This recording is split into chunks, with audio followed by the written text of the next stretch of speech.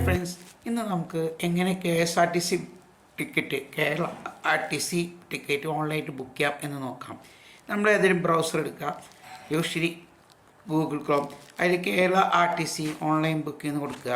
Okay കൊടുത്താൽ ഇതേപോലെ വരും. ഇതിൽ നമ്മൾ കേരള സ്റ്റേറ്റ് ട്രാൻസ്പോർട്ട് കോർപ്പറേഷൻ എന്നുള്ള ലിങ്ക് കാണും. KSRTC എന്ന് കൊടുത്താൽ കർണാടക KSRTC വരും. അപ്പോൾ അത് രണ്ടും തെറ്റിദ്ധരിക്കും, രണ്ടിനും KSRTC തന്നെ വരിക. അതിനാണ് നമ്മൾ സ്പെഷ്യലായിട്ട് Kerala RTC online ticket booking എന്ന് കൊടുത്തത്. നമ്മൾ ഈ ലിങ്കുമ്പോൾ ക്ലിക്ക് ചെയ്ത് കഴിഞ്ഞാൽ വരുന്ന സ്ക്രീനാണ് ഇത്. ഇവിടെ നമുക്ക് ആദ്യത്തെ ഇതിൽ കാണാം ബുക്ക് നൗ എന്ന് കാണും. ബുക്ക് നൗ എടുത്തു കഴിഞ്ഞാൽ അതിനുശേഷം നമ്മൾ ടിക്കറ്റ് റൂട്ട് കൊടുക്കുക, എവിടെ നിന്ന് എവിടേക്ക്. ഇപ്പോൾ ഞാൻ കൊടുക്കുന്നത് കോഴിക്കോട് നിന്ന് തൃശ്ശൂർക്കാണ്. അടുത്ത് ഡേറ്റാണ്, ഡേറ്റ് നമ്മൾ കൊടുത്തു.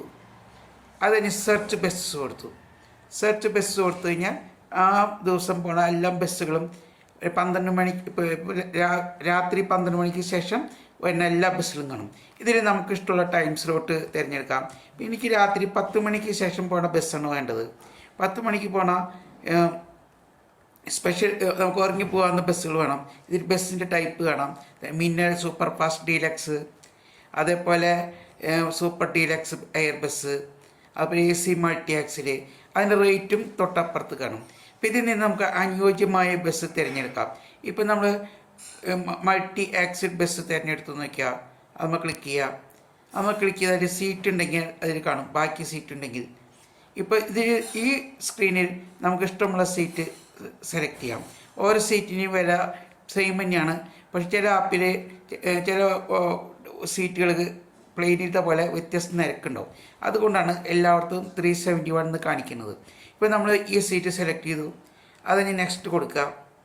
നെക്സ്റ്റ് കൊടുത്തു കഴിഞ്ഞാൽ നമുക്ക് എവിടെ നിന്നാണ് ബസ്സിൽ കയറേണ്ടത് എന്നുള്ളതാണ് പിക്കപ്പ് പോയിൻ്റ്. അതെടുത്തു. അതിനുശേഷം ഡ്രോപ്പ്, എവിടെയാണ് നമ്മൾ ഇറക്കേണ്ടത്. KSRTC bus stand Thrissur. അത് കഴിഞ്ഞ് നമ്മുടെ പാസഞ്ചർ ഡീറ്റെയിൽസ്. ഇപ്പോൾ ഞാൻ കൊടുക്കുന്നത് കണ്ടോ, ഇത് നമ്മുടെ പാസഞ്ചർ ഡീറ്റെയിൽസ് നമ്മൾ കൊടുക്കണം. Age, gender,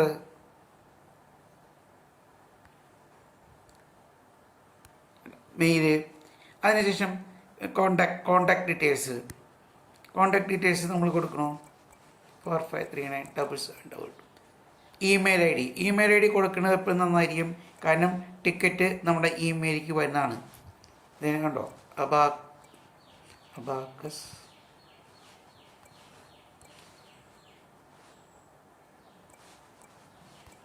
email I D കൊടുത്തു. ഇത് ശേഷം കഴിഞ്ഞാൽ പിന്നെ നമുക്ക് പേയ്മെൻറ്റാണ്. അത് നമുക്ക് എല്ലാവർക്കും അറിയുന്ന പോലെ പേയ്മെൻറ്റ് കൊടുത്തു കഴിഞ്ഞാൽ നമുക്ക് ഏതെല്ലാം പേയ്മെൻറ്റ് ഓപ്ഷൻ എടുക്കാം. ബിൽഡെക്സ്, ഫോൺ പേ. ഇത് കൊടുത്തുമ്പോൾ സാധാരണ ഓൺലൈൻ പേയ്മെൻറ്റ് കൊടുക്കുന്ന പോലെ ആ പ്രോസസ്സ് ചെയ്യാം.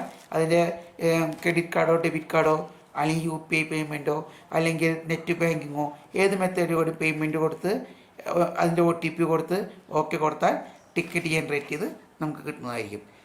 മറ്റൊരു വീഡിയോയുമായി വരുന്നവരെ എല്ലാവർക്കും നന്ദി, നമസ്കാരം.